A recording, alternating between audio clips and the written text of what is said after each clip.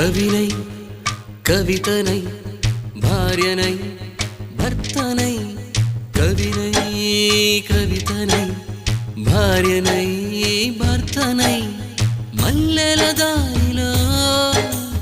మంచు ఎడారిలో మల్లెల దారిలో మంచు ఎడారిలో పన్నీటి జయగీతాల కన్నీటి జలపాతాల నాతో నేను అనుగమిస్తూ నాతో నేనే రమిస్తూ ఒంటరినై అనవరతం కంటున్నాను నిరంతరం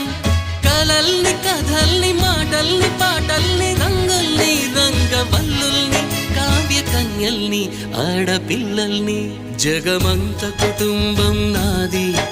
ఏకాకి జీవితం నాది